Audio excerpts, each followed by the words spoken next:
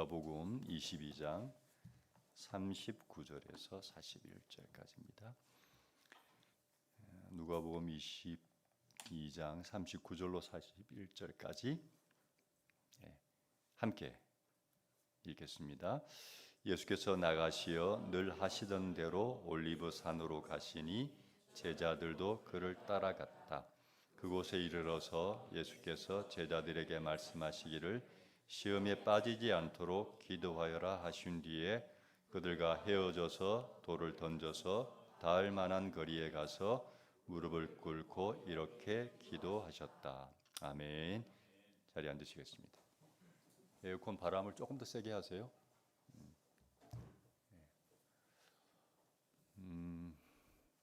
예수님의 기도, 제자들의 기도라는 제목으로 말씀을 드리겠습니다. 예수님과 제자들이 나누었던 대화 내용을 다시 한번 복습하려고 합니다.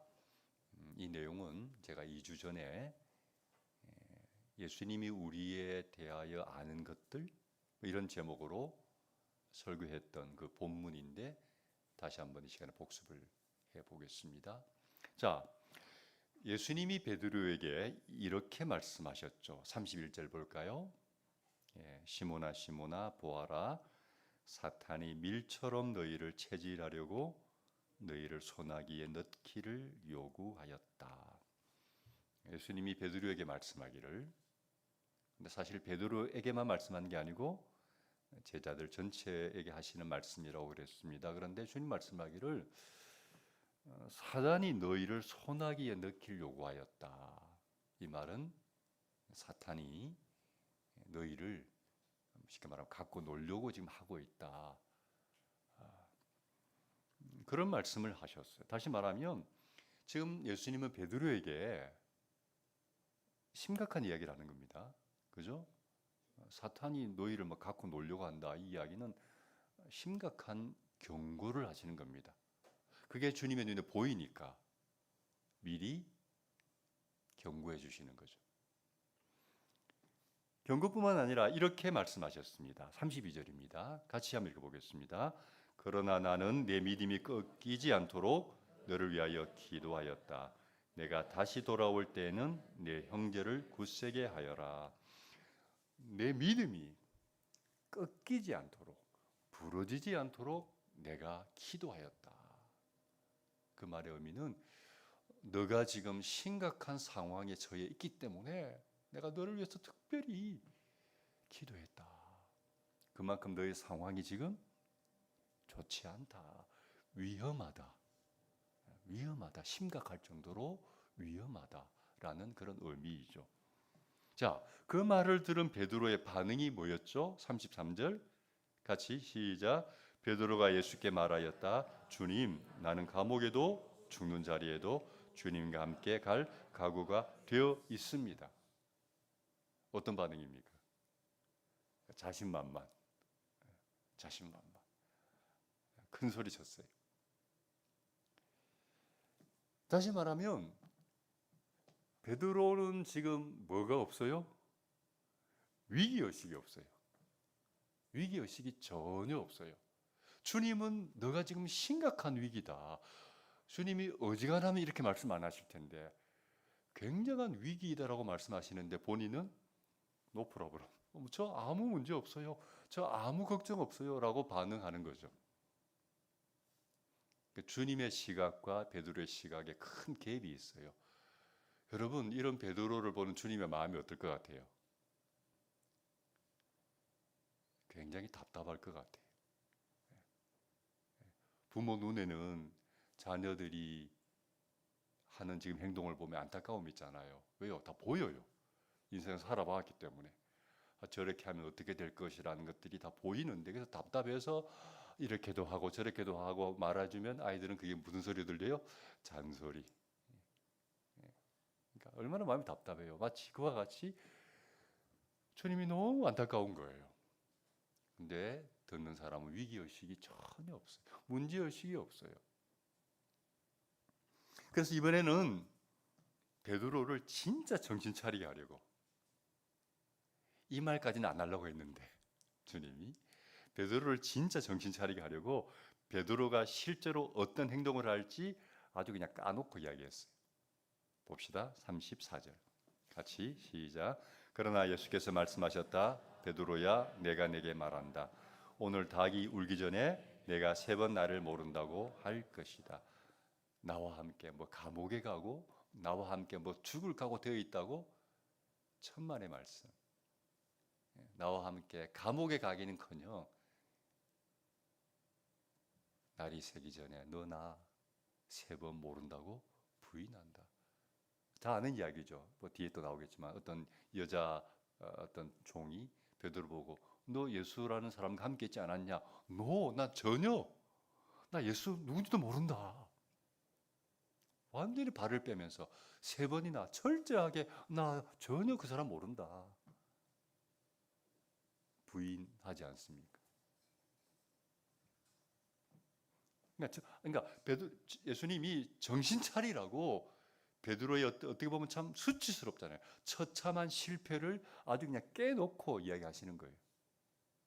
그럼 여러분, 이 정도면 어떻게 해야 됩니까?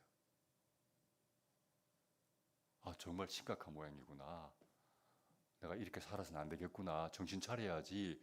그때부터 뭐 작전 기도를 시작하든지 혹은 뭐 금식 기도를 하든지 뭔가 대비를 해야 될 거잖아요. 그죠? 네? 2주 전에 이미 설교한 본문을 왜 제가 다시 소개하느냐 하면 예수님의 말씀을 들은 베드로와 제자들이 과연 정신 차리고 대비를 했는지를 한번 보자는 거죠. 여러분, 예수님과 베드로의 대화의 핵심적인 내용은 이런 거죠. 사단이 그들을 노리고 있고 그래서 깨어 기도해야 사단의 시험을 이길 수 있다. 그게 핵심적인 내용이죠. 오늘 본문은 그 대화 이후에 예수님과 제자들의 모습이죠. 과연 베드로와 제자들은 예수님의 경고를 듣고 대비를 잘 했을까요? 먼저 예수님의 모습을 보겠습니다. 자, 예수님은 이 대화 이후에 뭘 하셨을까요? 오늘 본문에 나오는 내용이죠. 예수님은 이 대화 이후에 우리가 잘 아는 대로 감람산, 오늘 본문은 올리브산으로 나와 있죠. 올리브산이 번역하면 감람산입니다. 그 올리브산으로 가셔서 그 올리브산에 있는 겟세마네라는 곳에 가셔서 기도하셨죠. 우리가 잘 아는 내용입니다. 왜 기도하셨을까요? 예수님에게 닥쳐오는 엄청난 시험을 이기기 위해서. 예수님은 얼마 지나지 않으면 십자가에서 비참하게 돌아가시잖아요. 그걸 이미 인지하고 있어요. 곧 죽을 것을 알고 있어요. 근데 그게 엄청난 시험이죠, 사실은. 그걸 통과해야 되니까. 주님은 그걸 알고 계셨기 때문에 그 시험을 이기기 위해서 그 밤에 겟세마네 동산에 가서 치열하게 기도하셨죠. 자, 예수님의 기도가 어떤 기도였는지를 먼저 보겠습니다. 첫 번째, 예수님은 기도하기 위해서 어떻게 하셨다? 나가셨습니다. 39절 같이 읽습니다. 예수께서 나가시어 늘 하시던 대로 올리브산으로 가시니 제자들도 그를 따라갔다. 예수님이 나가셨어요. 나가셨다는 말은 어디서 나간 거예요? 집에서 나간 거죠. 모여 있는 그 집, 최후에 만찬했던 그 집에서 나가신 거죠. 그리고 어디로 가셨어요? 올리브산으로, 감람산이죠. 가셨어요. 왜요? 기도하기 위해서. 주님께서 당신 자신이 늘 기도하던 그 장소에 가서 기도하기 위해서 집으로 나가셨어요. 기도하기 위해서 집에서 나가셨어요. 근데 여러분, 예수님은 이번만 그렇게 한 게 아니고 복음서를 가만히 읽어보면 예수님은 기도하기 위해서는 늘 집에서 나가셨어요. 볼까요? 마가복음 1장 35절 같이 시작. 아주 이른 새벽에 예수께서 일어나서 외딴 곳으로 나가셔서 거기에서 기도하고 계셨다. 이른 새벽에 집에서 나가셔서 어디로 갔어요? 외딴 곳으로. 외딴 곳이라는 의미는 조용한 곳으로, 방해받지 않는 곳으로 가셔서 기도하셨어요.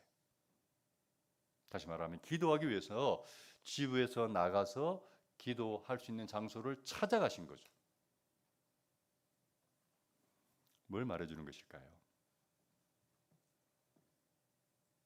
간단해요. 집에서는 기도하기가 어렵다는 겁니다. 기도하기 위해서는 기도를 마음껏 자유롭게 할 수 있는 그런 장소로 가야 합니다. 여러분 물어봅시다. 집에서 기도가 잘 되시는 분.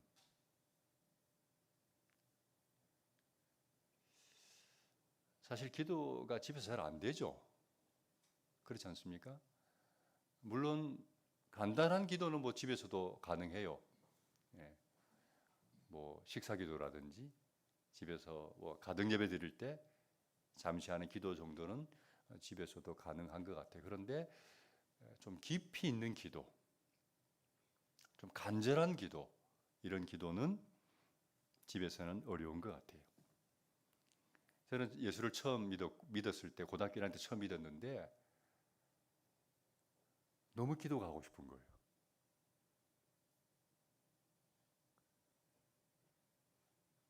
늘 하나님과 대화를 하고 싶었어요. 근데 예를 들면 집에 이제 저녁 늦게 집에 있어요. 근데 기도하고 싶은데 그 시간에 뭐 또 교회에 가기가 애매하잖아요. 그럴 때는 제가 어떻게 기도했냐면요. 이불을 뒤집어 쓰고 기도했어요. 부모님이 안 믿는 분들이니까 집에서 기도하기가 좀 그렇잖아요. 그래서 저희 어머니가 제가 키가 크니까 특별하게 대형 이불을 맞춰 주셨어요. 그 이불을 뒤집어 쓰고 이불 속에서 막 그렇게 기도하면 모르겠지만 사실은 집에서 기도하기 어렵잖아요.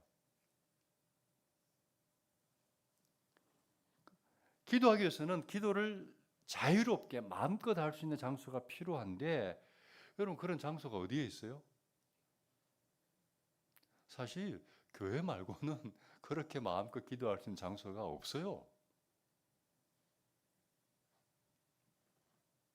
그래서 우리가 제대로 기도하려면 사실은 교회로 와야 돼요. 그래야 제대로 된 기도를 할 수가 있어요.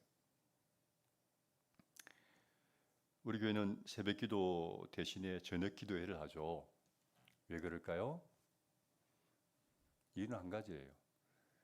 여러분이 젊어서 그래요. 지금은 나이들이 꽤 드셨지만 그래도 젊어.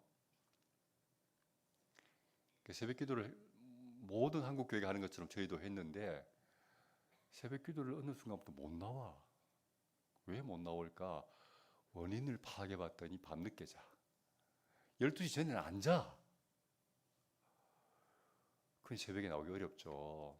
그래서 제가 그 원인을 파악하고는 안 되겠다. 전략을 바꾸자. 그래서 밤 기도회를 돌린 거예요. 저녁 기도회로 돌린 거예요. 저녁에는 나오겠지. 그래서 사실 저녁 기도 처음 시작했을 때 꽤 많이 나왔어요. 꽤 많이 나왔어요. 그래서 우리 교회는 새벽 기도하는 대신 저녁 기도회 합니다라고 말하면 사람들이 주변의 목사님들이 오 신선하다 괜찮다 자기들도 도입을 고려해 봐야 되겠다고 말하는 분들이 꽤 있어요. 저녁 기도 어쩜 이 시대에 맞는 것 같아요. 왜요? 다 늦게 자잖아요. 늦게 자잖아요. 예. 아무튼 우리는 주일 저녁부터 목요일 저녁까지 매일 밤마다 저녁 기도회를 하지 않습니까? 여러분 기도하시려면요 저녁 기도에 나오세요.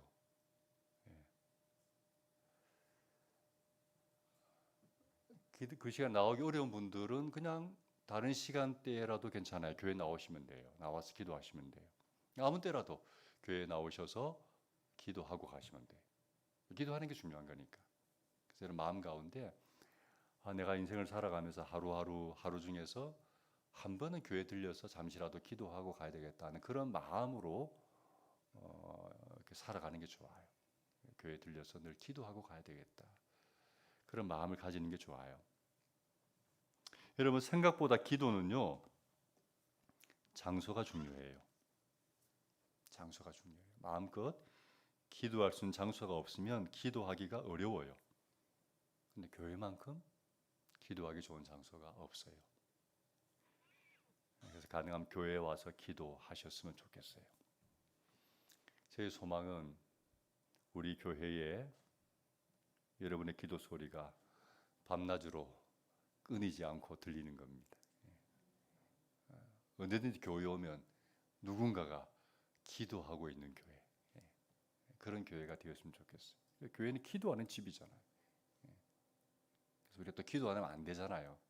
그래서 하루 종일 기도하는 사람이 늘 출입하는 그런 기도하는 교회가 되었으면 좋겠다는 마음이 늘 있어요.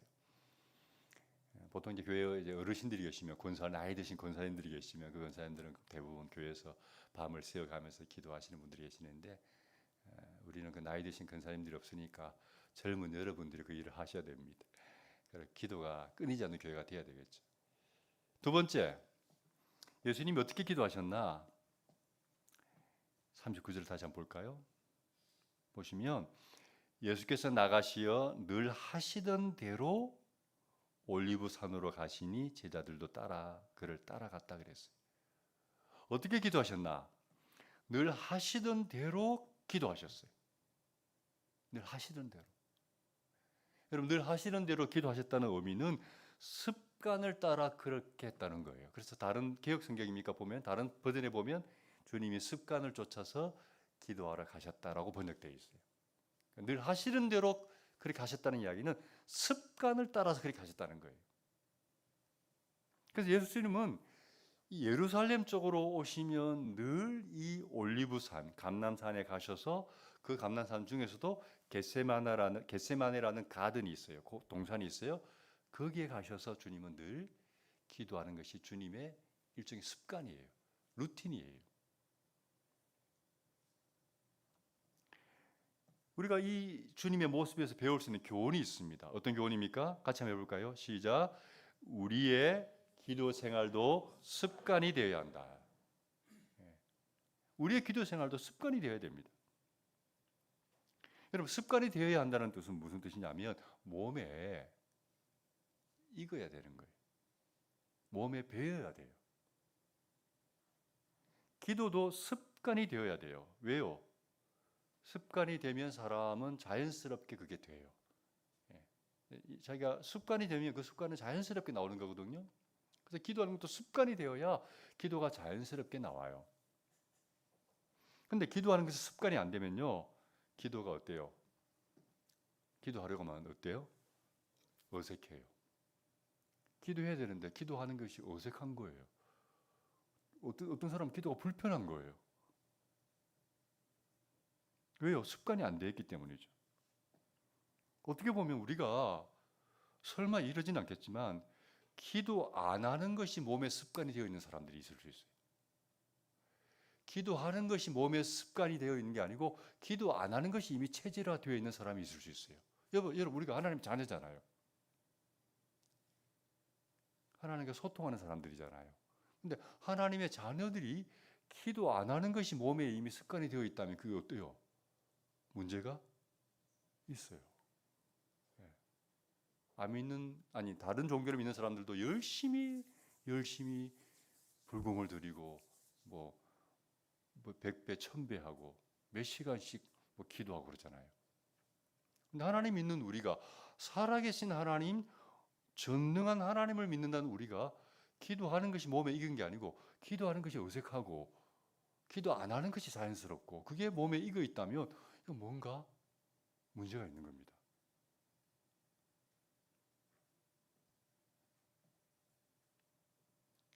기도하는 것이 습관이 되어야 됩니다.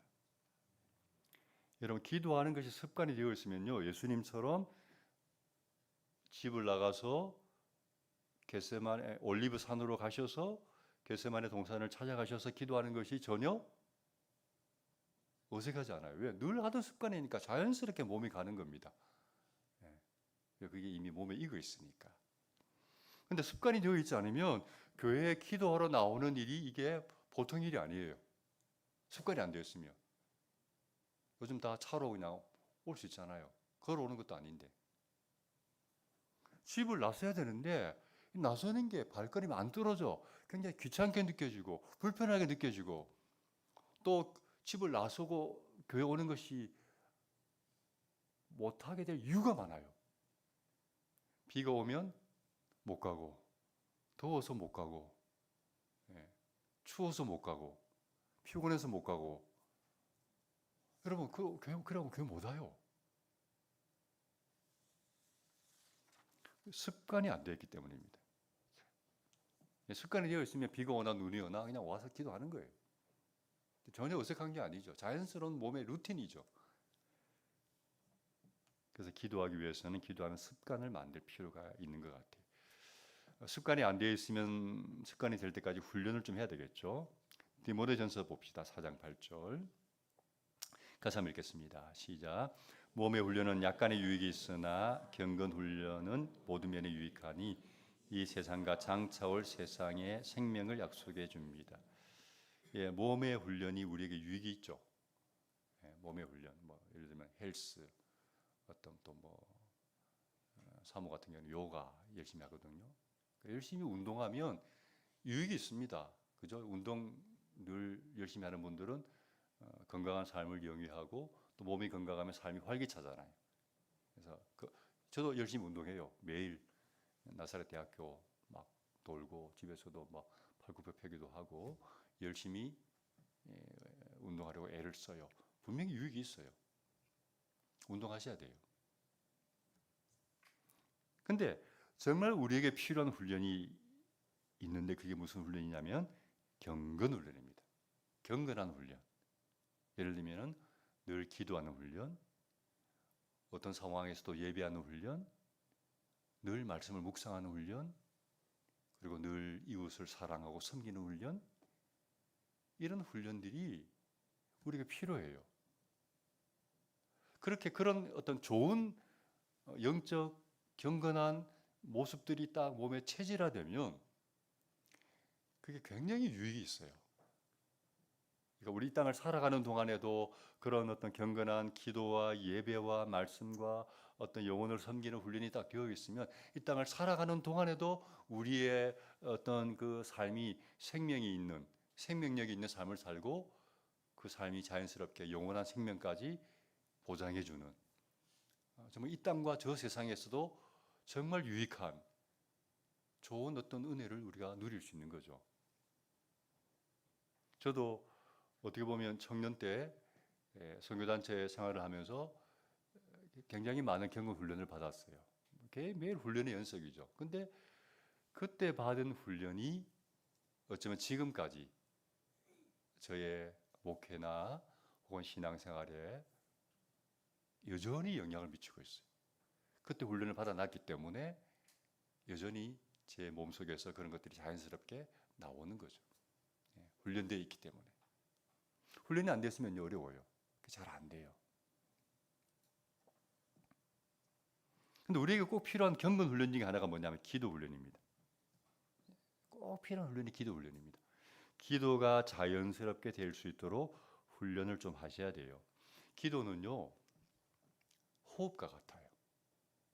그죠? 호흡은 안 하면 죽습니다. 호흡을 멈추면 죽어요. 근데 호흡은 어떻게 해야 됩니까? 자연스럽게 하죠. 호흡을 의식하면서 막 힘을 들여서 호흡한다는 의미는 이미 그 사람의 건강 상태가 상당히 안 좋은 거예요. 호흡은 그냥 자연스럽게 되는 거예요. 그게 건강한 몸이에요. 기도도 마찬가지입니다. 우리 성도들의 기도는 호흡하는 것처럼 자연스럽게 그냥 익숙하게 늘 기도하는 것이 우리 몸에 이렇게 체질화되고 훈련이 되어 있어야 돼요. 그렇게 되도록 우리가 좀 훈련이 필요한 거죠. 특별히 예수님은 말씀합니다. 시험에 빠지지 않도록 기도하라. 40절 봅시다.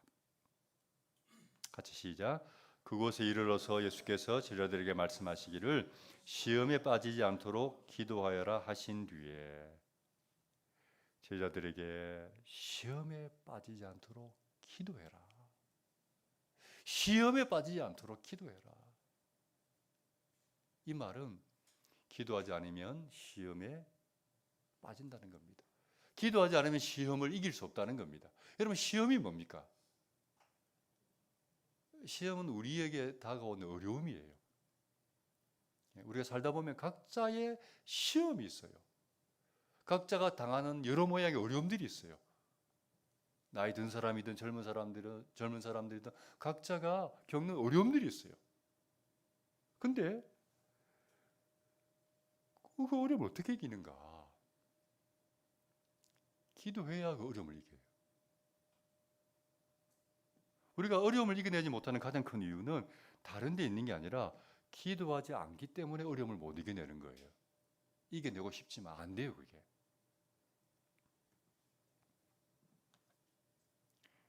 예수님이 올리브산에 왜 기도하러 갔을까요?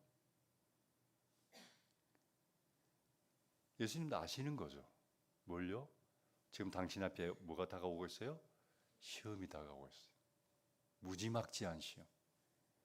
십자가에 죽는 것은 그 다음이고 그 전에 이미 우리가 살펴본 것처럼 사람들에게 조롱을 당하고 멸시를 당하고 침뱉음을 당하고 구타를 당하고 엄청난 채찍을 맞고 그리고 끌려서 갈보리산에 가셔서 결국 십자가에 죽어야 하는 이 엄청난, 모르면 또 뭐 얼떨결에 당할 수 있지만 다 알고 있기 때문에 그 느껴지는 그 부담감, 압박감 있잖아요. 다 보이는데 너무나 그 엄청난 시험이기 때문에 이거 기도하지 않으면 못 이긴다. 너무 잘 아시는 거죠.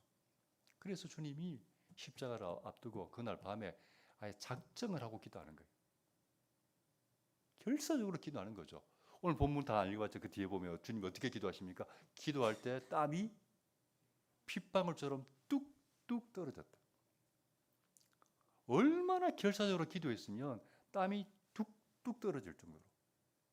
그러니까 너무 큰 시험이 앞두고 있기 때문에 시험을 이기기 위해서는 예수님도 결사적으로 기도하셨다는 거죠. 그렇게 기도하셨기 때문에 우리가 잘 아는 대로 그 무서운 십자가의 시험을 통과하시고 결국 우리를 구원하시는 그 일을 완성하시잖아요. 기도하셨기 때문에. 여러분, 어려움이 있습니까? 그렇다면 기도해야 돼요. 제가 다 알잖아요. 여러분 무슨 어려움이 있는지. 제가 깊이는 몰라도 일단 여러분 각자가 갖고 있는 어려움을 제가 어느 정도는 다 알아요.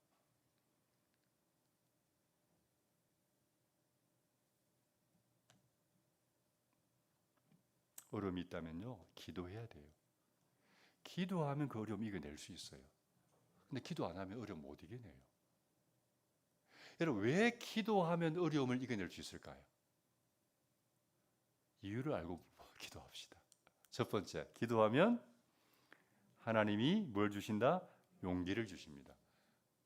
기도하면 하나님이 용기를 주세요. 그래서 그 어려움이 사라지지 않더라도 지금 안 사라졌어요. 근데 기도하면 그 어려움을 맞설 수 있는, 맞짱 뜰 수 있는, 그것을 극복할 수 있는 힘이 생겨요. 용기가 생겨요. 하나님 도와주시겠네? 붙들어 주시겠네? 막 그러면서 또 말씀이 막 떠오르고 두려워 말라 내가 너와 함께함이니라 놀라지 말라 나는 내 하나님이 됨이니라 내가 너를 구속이 아니라 참으로 너를 도와주리라 참으로 나의 어려운 오른손으로 너를 붙들리라 막 이런 말씀이 막 떠오르면서 내가 물 가운데 지날지라도 불 가운데 지날지라도 너와 함께 하겠다는 말씀이 막 떠오르면서 하나님 도와주시겠네? 용기가 불끈불끈 쏟아나는 거죠. 그러니까 그 어려움과 아마 맞짱 뜰 수 있는 용기를 주시니까 시험이 있으면 뭐 해야 돼요? 기도해야 돼요. 예. 근데 그 기도가 없으면요, 어려움이 오면 밀려오면 사람들에게 눌려요. 주눅 들어요. 그리고 우울해져요. 좌절해요. 낙심해요. 포기해버려요. 패배한 거잖아요. 근데 기도하면 용기를 주신다고 하나님. 두 번째, 기도하면 생각지도 못한 지혜를 주십니다. 아멘. 나는 아무리 생각해도 답이 없어요. 이 문제에 대한 답이 없어요. 길이 없어요. 혼자 고민하면도 답 없어요. 길 없어요. 근데 기도하다 보면 갑자기 하나님이 불현듯 탁 길을 보여주세요. 기도하다 보면 갑자기 지혜를 딱 주세요. 이렇게 하면 되겠다. 기도하다 보면 하나님이 기가 막힌 답을 주시고 길을 보여주실 때가 있어요. 그래서 그 문제를 뚫고 나가는, 해결해 나가는 그런 은혜가 있는 거죠. 기도할 때 하나님이 주시는 영적 통찰력, 어떤 지혜가 있어요. 기도해야 되죠. 세 번째, 기도하다 보면 상황이 바뀌기도 합니다. 도저히 안 될 것 같은데 기도하다 보면 갑자기 상황이 막 바뀌어버려요. 환경이 바뀌어버려요. 산이 막 움직여. 없던 길이 열려. 때로는 사람의 마음이 바뀌어. 꿈쩍도 안 하는 사람이 갑자기 사람의 마음이 바뀌어서 한번 대화해 볼까요? 마음을 오픈해. 해결이 돼. 기도할 때 이런 일들이 일어날 줄로 믿습니다. 그러니까 여러분 일단은 어려움이 있으면 뭐 해야 돼요? 기도해야 돼. 기도하면 좋은 일이 생깁니다. 기도하다 보면 좋은 일이 생겨요. 그 분명해. 용기를 주시든지 지혜를 주시든지 상황을 바꾸어 버리든지 일단 기도하다 보면 좋은 일이 생겨요. 그러니까 일단 기도해야 돼. 계속 꾸준하게. 그러면 이기죠. 예수님도 기도로 어려움을 이겼어요. 자, 그러면 제자들의 모습을 한번 볼까요? 제가 서두에 예수님과 베드로의 대화를 이야기하면서 베드로와 제자들이야말로 엄청난 시험을 앞두고 있기 때문에 기도해야 된다. 그런 부분을 말씀드렸는데 과연 제자들은 기도했을까요? 자, 첫 번째. 제자들도 예수님과 함께 기도의 자리에는 갔어요. 39절. 같이 시작. 예수께서 나가시어 늘 하시던 대로 올리브산으로 가시니 제자들도 그를 따라갔다. 제자들도 예수님이 기도하는 자리에 따라갔습니다. 이 말은 기도하기 좋은 환경에 간 거예요. 예수님이 늘 기도하는 그 자리, 황금 자리예요. 여기 가면 기도발이 잘 먹혀. 주님이 기도하는 자리니까. 너무 좋은 기도의 자리에 갔어요. 그리고 주님에게 말씀도 들었어요. 특별히 부탁하셨죠. 너희가 시험에 들지 않도록 기도해야 된다라고 특별히 주님의 어떤 권면까지 들었어요. 근데 기도했을까요? 기도 안 했어요. 안 한 게 아니고 못했어요. 45절 봅시다. 같이 시작. 기도를 마치고 일어나 제자들에게 와서 보니 여신이 그들이 슬픔에 지쳐서 잠들어 있었다. 너희들 제발 시험에 빠지지 않도록 기도해야 된다. 지금 위기다.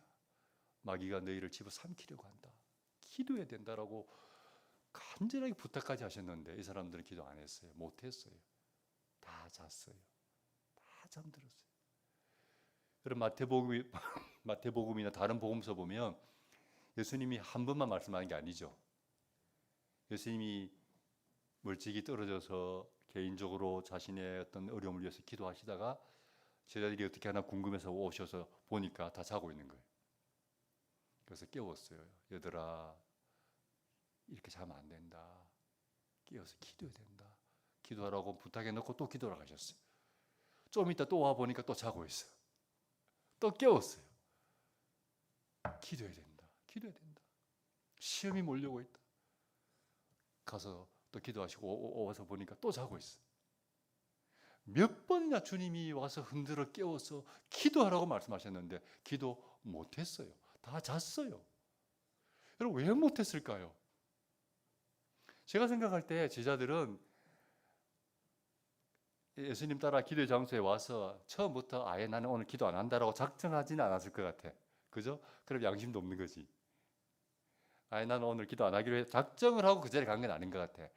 이 사람들도 예수님처럼 우리도 기도해야지라고 마음을 먹었을 것 같아요. 그렇지 않아요?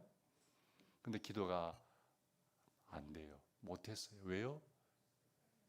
기도하는 게 사실은 훈련이 안 되어 있어요. 여러분, 기도하는 것이 몸에 익지 않으면요, 기도 못해요.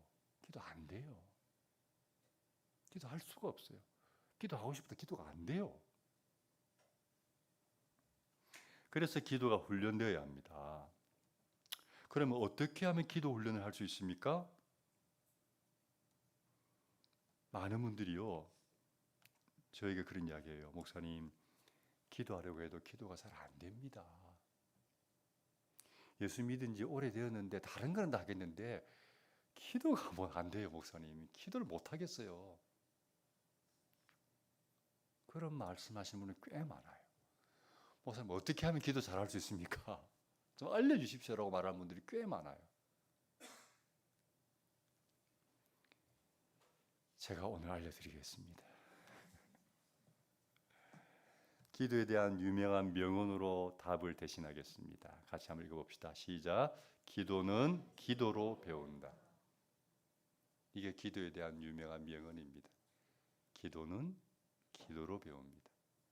뭐 수학에는 왕도가 없다, 뭐 그런 이야기 많이 하잖아요. 예. 기도에는 왕도가 있는 게 아니에요. 기도는 기도로 배웁니다. 무슨 말이죠? 기도는 기도를 해야 기도를 배운다는 거예요. 기도는 기도를 해야 기도가 는다는 겁니다. 다른 방법 없어요. 기도 잘하는 다른 방법이 없어요. 기독교 서적에 가면 기도 잘하는 법, 뭐 대표 기도 잘하는 법이 책들도 많이 있어요. 그거 읽는다고 기도 잘할까요? 아니에요. 그거 읽는다고 기도 잘하는 게 아니에요. 저도 마찬가지고 기도는 어떻게 배워요? 기도로 배우는 거예요. 그러니까 기도 못해도 괜찮아요. 어색해도 괜찮아요. 근데 일단은 기도의 자리에 나와서 기도하려고 애를 써야 돼요. 처음엔 실수할 수 있고 어색할 수 있고 잘 못할 수 있죠. 그러나 계속해서 기도하려고 노력하다 보면 기도가 늘고 잘 되는 거예요. 다른 방법은 없어요. 그렇게 해서 기도가 몸에 익숙해지고 몸에 배워야 하죠. 여러분, 제가 말씀을 결론적으로 말씀드립니다. 기도가 몸에 익숙해지면 그것은 인생에 엄청난 자산을 가진 거예요. 돈이 많아야 인생에 엄청난 자산이 아니라 돈 많아도요, 불행한 사람 많고요. 돈 많아도 늘 걱정 근심에 쌓이는 사람 많고요. 돈 많아도 이혼한 사람 많고요. 돈 많아도 늘 우울하고 좌절한 사람 많아요. 근데 기도가 몸에 익숙해지면 엄청난 자산을 가진 것과 똑같아요. 왜요? 기도가 몸에 익은 사람은요, 인생을 살아가면서 누구나 겪는 어려움이 있잖아요. 근데 늘 기도하는 사람 그 어려움이 극복이 돼요. 어떤 어려움이 와도 기도하는 것이 훈련된 사람은 그 어려움을 이겨내요. 이겨내게 되어 있어요. 기도하면. 여러분, 굉장하지 않습니까? 엄청나지 않습니까? 어떤 어려움도 이겨낼 수 있는데 그거보다 놀라운 게 어디 있어요? 누가 그럴 수 있다고요? 기도가 몸에 훈련된 사람은 앞으로 인생을 살아가면서 어떤 어려움이 와도 그건 반드시 이겨내요. 근데 기도가 몸에 익지 않은 사람은 어려움을 이겨내기가 어려워요. 여러분 모두 기도가 몸에 배인 사람이 되기를 바랍니다. 그러기 위해서 매일 기도하셔야 돼요. 가능하면 교회에 나와서 기도하셔야 돼요. 이를 악물고 기도하셔야 돼요. 우리 모든 큰득 가족들이 기도가 몸에 익숙한 훈련된 기도의 사람 되시길 축복합니다. 찬양 하나 합시다.